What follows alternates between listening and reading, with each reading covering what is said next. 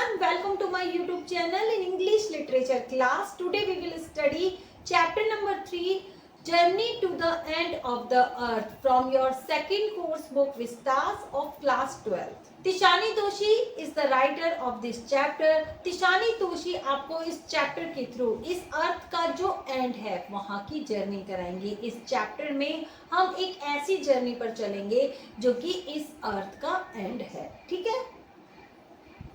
Before you read, if you want to know more about the planets past, present and future, the Antarctica is the place to go to on voyage. इस chapter को पढ़ने से पहले आपको ये 2 lines में एक message दिया गया है कि अगर आप इस प्लैनेट के, हमारा प्लैनेट कौन सा है, हम अर्थ पे रहते हैं, अगर आप इस प्लैनेट के पास्ट, प्रेजेंट एंड फ्यूचर के बारे में जानना चाहते हो कि इस अर्थ का विकास कैसे हुआ, इस अर्थ की हिस्ट्री क्या है, पास्ट में क्या हुआ करता था, अगर आप प्रेजेंट के बारे में जानना चाहते हो कि हम किस ओर जा रहे हैं, हमारी पृथ्वी का क्या हाल है, क्या कंडीशन है, अगर आप फ्यूचर के बारे में भी जानना चाहो ना कि हमारी अर्थ अब किस ओर जा रही है, आगे हमारी अर्थ पर क्या क्या हो सकता है, तो आपको अंटार्कटिका विजिट करना चाहिए. बोन वॉयज का मीनिंग होता है happy journey. Early this year, I found myself aboard a Russian research vessel, the Academic Sokolsky. यहाँ पर देखिए जो इस चैप्टर की राइटर है वो बताती हैं इस साल के स्टार्टिंग में ही उन्होंने अपने आप को एक रशिया के एक रिसर्च वाले वेसल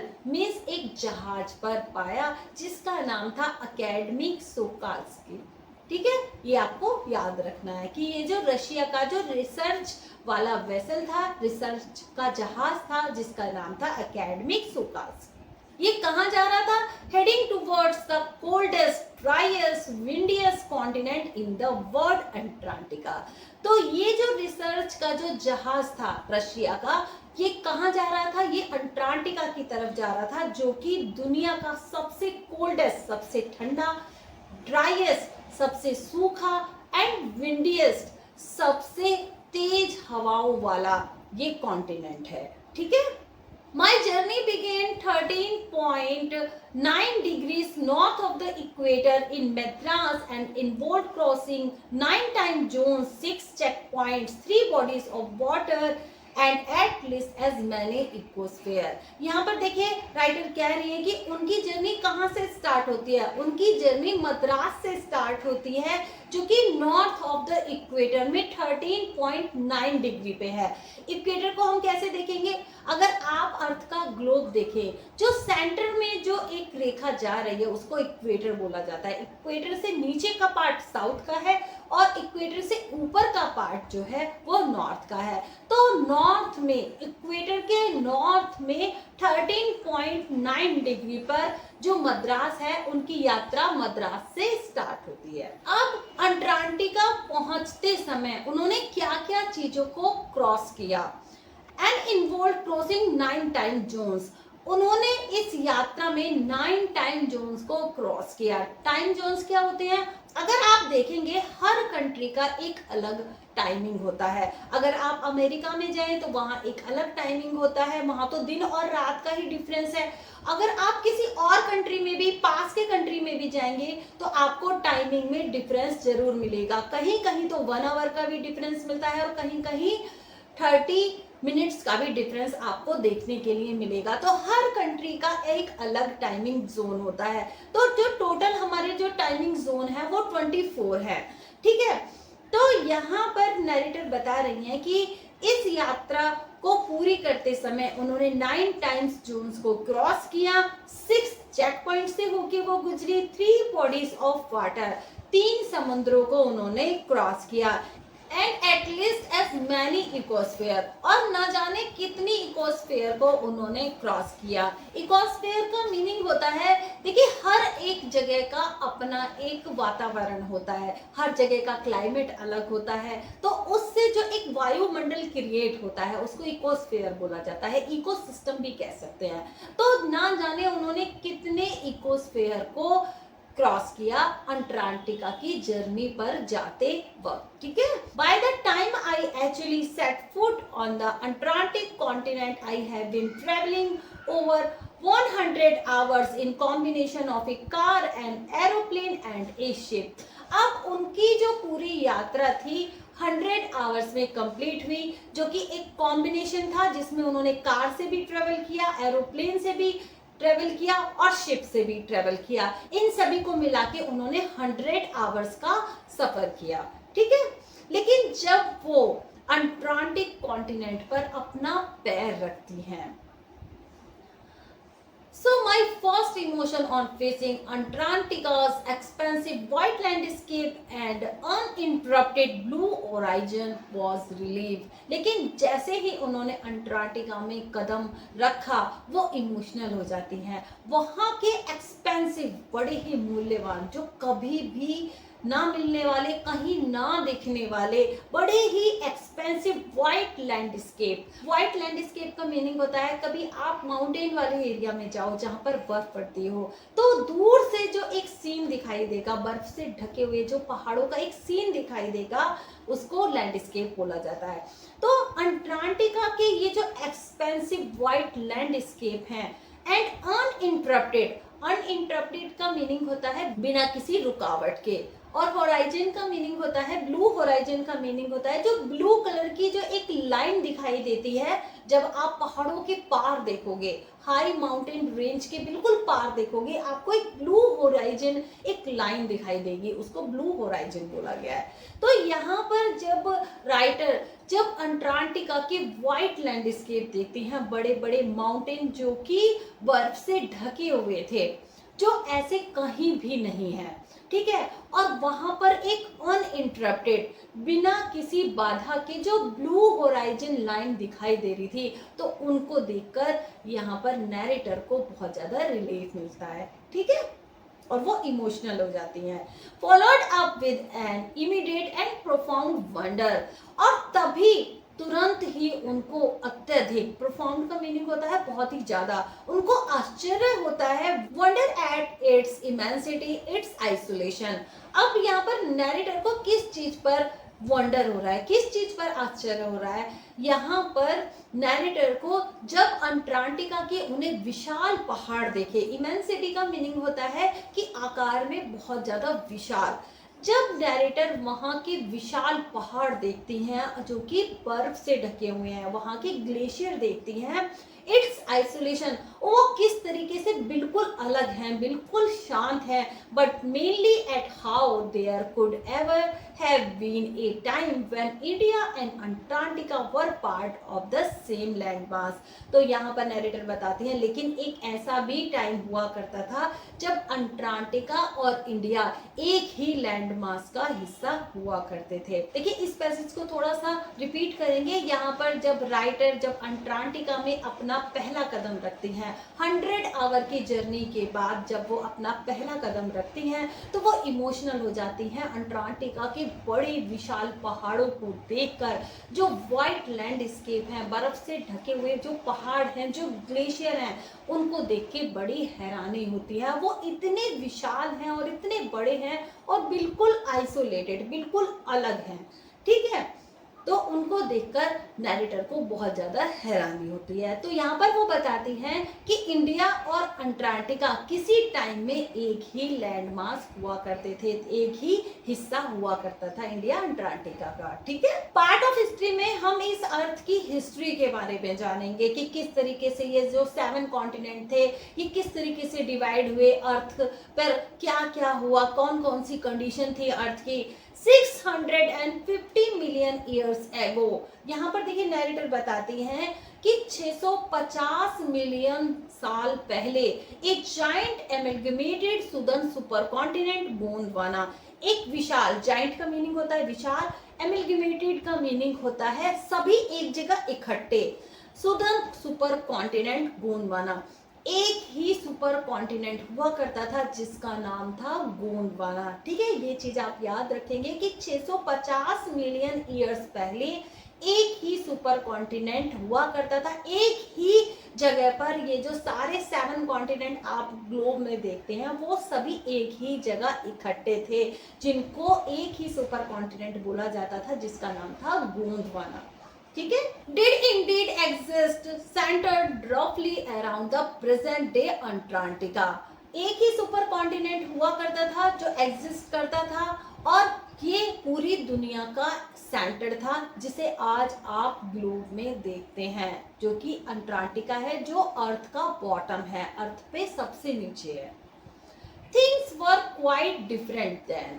उस टाइम पर 650 मिलियन ईयर्स पहले, उस टाइम पर जो थिंग्स थे, सभी चीजें बड़ी डिफरेंट हुआ करती थी। Humans had not arrived on the global scene. उस टाइम पर ह्यूमन इस अर्थ पर नहीं आए थे, ह्यूमंस का विकास नहीं हुआ था। And the climate was much warmer, और जो क्लाइमेट था वो बहुत ज्यादा गर्म था, हॉट था। Hosting a huge variety of flora and fauna, और एक बड़ी वैरायटी उस टाइम पे अर्थ पे देखने को मिलती थी फ्लोरा एंड फौना की। फ्लोरा का मीनिंग होता है जो कि हमारी वनस्पति होती है, छोटे पेड़ पौधे, ये सारी जो वनस्पति होती है उसको फ्लोरा बोला जाता है। फौना जो कि जीव जंतु, ठीक है, छोटे से लेकर बड़े से बड़े। उस टाइम पर हमारी अर्थ पर एक ह्यूज वैरायटी, एक बड़ी वैरायटी मिला करती थी वनस्पतियों की और जीव। For 500 million years Gondwana thrived. Thrived का मीनिंग होता है डेवलप्ड होना या विकास होना। 500 सालों तक तो गोंडवाना का विकास ऐसे ही होता रहा। बट अराउंड द टाइम, लेकिन टाइम के साथ साथ when the dinosaurs were whipped out, जो डायनासोर थे वो इस धरती से गायब हो गए, उनकी प्रजाति खत्म हो गई। And the age of the mammals got under way, और इस धरती पर मैमल्स की एज आ गई, मैमल्स आ गए। मैमल्स कौन होते हैं? जो अपने बच्चे को जन्म देते हैं और दूध भी पिलाते हैं, वो एग नहीं देते। ठीक है, तो उस टाइम पर मैमल्स की एंट्री हो गई। यहाँ पर देखिए, इस चीज से आपको पता चलता है कि 650 मिलियन ईयर्स पहले तो उस टाइम पर अर्थ पे डायनासोर्स भी रहा करते थे, तो उस टाइम पर डायनासोर्स की एज थी। यहाँ पर आपको प्रूफ मिलते हैं कि हमारी अर्थ पर डायनासोर्स रहा करते थे, और जैसे ही उनकी प्रजाति यहाँ से विलुप्त हो गई, उसके बाद इस अर्थ पर मैमल्स आ गए। The land mass was forced to separate into countries, और टाइम के साथ जो जितने भी लैंड मास थे वो धीरे धीरे सेपरेट होने शुरू हो गए। देखिए, गोंडवाना एक सुपर कॉन्टिनेंट था, उसमें से ये जो लैंड मास थे, ये जो छोटे छोटे पार्ट्स थे, वो धीरे धीरे सेपरेट होने शुरू हो गए। जैसा कि आज आप ग्लोब में देखते हैं, हमारी अर्थ पर 7 कॉन्टिनेंट हैं। ये एक ही सुपर कॉन्टिनेंट के ये जो पार्ट हैं, जो एक ही सुपर कॉन्टिनेंट हुआ करता था गोंडवाना, उसमें से ये जो लैंड मास है ये धीरे धीरे वहां से खिसकने स्टार्ट हो गए, और इस तरीके से ये जो 7 कॉन्टिनेंट बने। ठीक है, जैसा कि आज आप ग्लोब में देखते हैं। To visit Antarctica now is to be a part of that history. यहाँ पर देखिए, नैरेटर बता रही हैं कि अंटार्कटिका विजिट करने पर वो भी हिस्ट्री का एक पार्ट बन गई हैं। To get a grasp of where we have come from and where we could possibly be heading, वहां पर जाके हमें पता चलता है कि हमारी अर्थ का विकास कैसे हुआ है, हम कहां से आए हैं और हम किस ओर जा रहे हैं, और हमारा फ्यूचर क्या होगा। It is to understand the significance of Cordilleran folds and Precambrian granite shields. वहां पर जाके हमें इन सभी चीजों की इंपॉर्टेंस समझ में आएगी। किस किस चीजों की?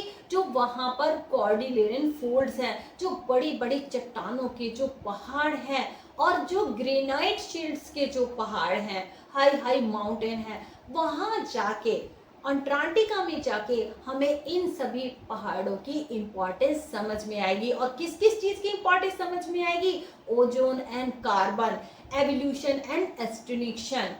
हमारी ओजोन लेयर किस तरीके से धीरे धीरे डैमेज होती चली जा रही है, कार्बन डाइऑक्साइड की मात्रा बढ़ने से जो हमारी ओजोन लेयर है वो धीरे धीरे डैमेज होती चली जा रही है। और वहां जाके हम ये सब चीजें जानेंगे कि हमारी अर्थ को कितना हार्म हो रहा है, हमारी अर्थ को कितना नुकसान हो रहा है ग्लोबल वार्मिंग से। ठीक है, वहां जाकर हम एवोल्यूशन के बारे में जानेंगे कि हमारी अर्थ पर किस किस चीजों का विकास हुआ, कैसे डेवलप हुई सारी चीजें, और वहां जाकर हम एक्सटिंक्शन के बारे में भी जानेंगे कि हमारी अर्थ से कैसे चीजें विलुप्त होती चली गई। When you think about all that can happen in a million years, it can get pretty mind boggling. यहाँ पर देखिए नैरेटर कहती हैं कि जब आप इन सभी चीजों के बारे में सोचोगे ना अंटार्कटिका जाके कि मिलियन ईयर्स पहले चीजें कैसी हुआ करती थी, तो आपका जो माइंड है ना वो बॉगलिंग करने लगेगा, बिल्कुल कंफ्यूज हो जाएगा। Imagine India pushing northwards. आप इमेजिन करो कि इंडिया जो है ना नॉर्थवर्ड्स की तरफ पुश कर रहा है, ऊपर की तरफ पुश कर रहा है, jamming against Asia to buckle its crust and from the Himalayas. अब यहाँ पर जब इंडिया नॉर्थ की तरफ पुश कर रहा है और हिमालयाज में वहां जाकर वो एक तरीके से टक्कर मार रहा है, तो उससे नए माउंटेन बनते चले जा रहे हैं। South America drifting off to join North America, और इसी तरीके से जो साउथ अमेरिका है वो नॉर्थ अमेरिका की तरफ पुश कर रहा है और उससे मिल गया है, उससे टच हो गया है, उसने नॉर्थ अमेरिका को ज्वाइन कर लिया है। यहाँ पर देखिए साउथ अमेरिका का अगर नक्शा देखें और नॉर्थ अमेरिका का नक्शा देखें, तो साउथ अमेरिका ने धीरे धीरे आगे बढ़ते बढ़ते नॉर्थ अमेरिका को ज्वाइन कर लिया है। Opening up the Drake passage to create a cold circumpolar current. यहाँ पर देखिए जैसे जैसे ये जो साउथ अमेरिका ने नॉर्थ अमेरिका को टच कर दिया है, ज्वाइन हो गया है, तो इससे क्या हो गया है, एक ड्रैग पैसेज बन गया है, एक खाली जगह बन गई है जिसमें एक कोल्ड सरकमपोलर करंट बहता है। देखिए सरकमपोलर करंट किसको कहते हैं, ये एक धारा प्रवाह है, वहां जो ठंडी हवाएं चलती हैं अंटार्कटिका के चारों तरफ एक सरकमपोलर करंट बहता है, एक पश्चिमी हवाओं का एक धारा प्रभाव रहता है, ठंडी हवाएं चलती हैं जो वेस्ट से ईस्ट की तरफ चलती हैं, ठीक है।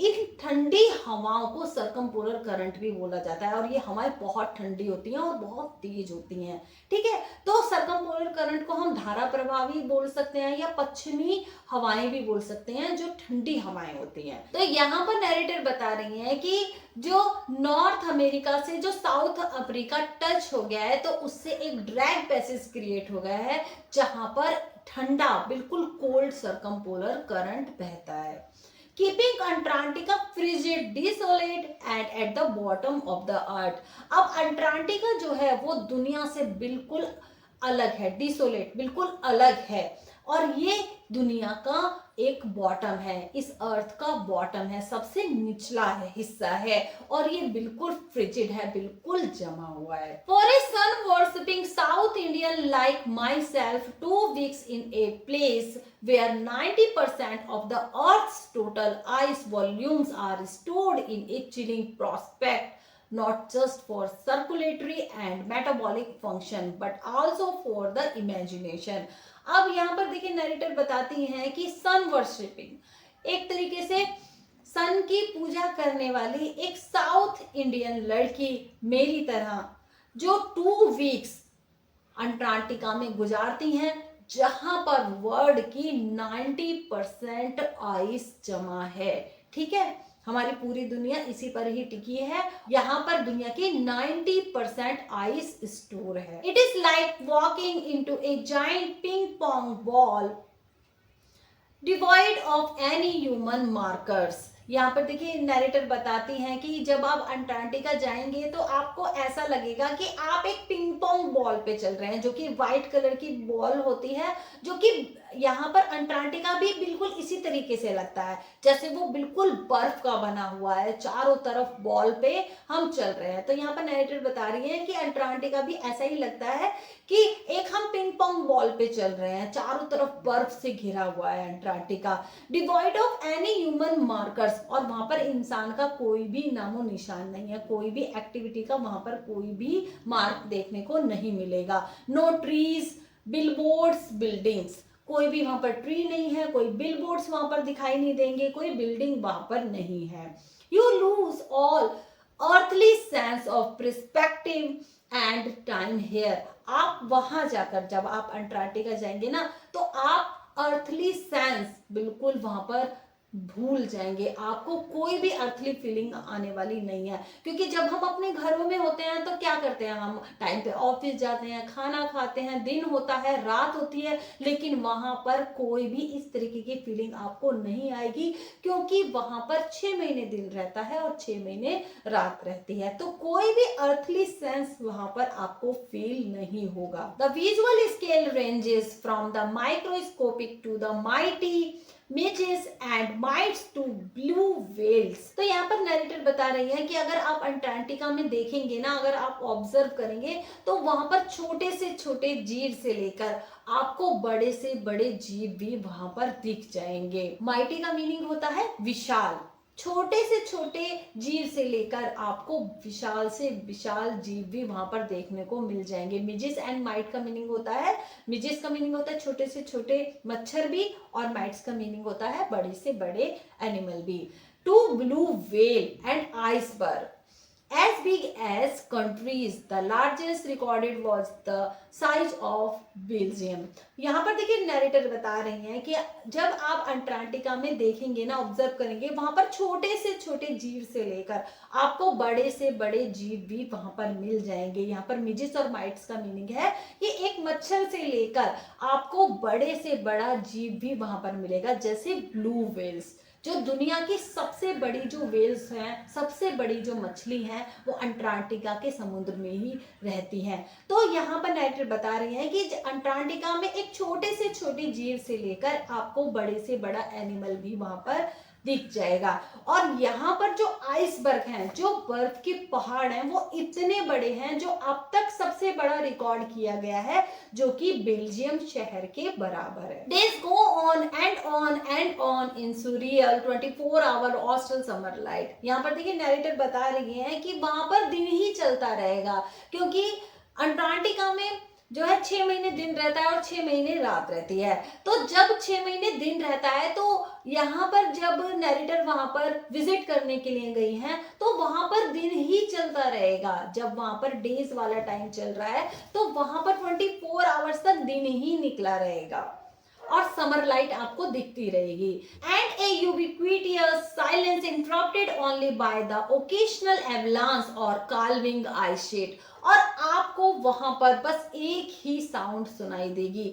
वहां पे यूबिक्विटियस का मीनिंग है बिल्कुल चारों तरफ शांति विद्यमान है। यूबिक्विटियस साइलेंस का मीनिंग है कि चारों तरफ पहाड़ों में एकदम शांति विद्यमान है।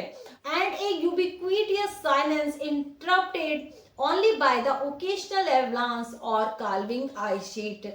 यहाँ पर देखिए अंटार्कटिका में जितने भी पहाड़ हैं, जितने भी आइसबर्ग हैं और जो बर्फ के ग्लेशियर हैं, वहां पर कोई भी साउंड नहीं आती है, क्योंकि ह्यूमन एक्टिविटी का कोई भी मार्क वहां पर देखने के लिए मिलता है। बिल्कुल शांति है और दुनिया से बिल्कुल अलग है अंटार्कटिका।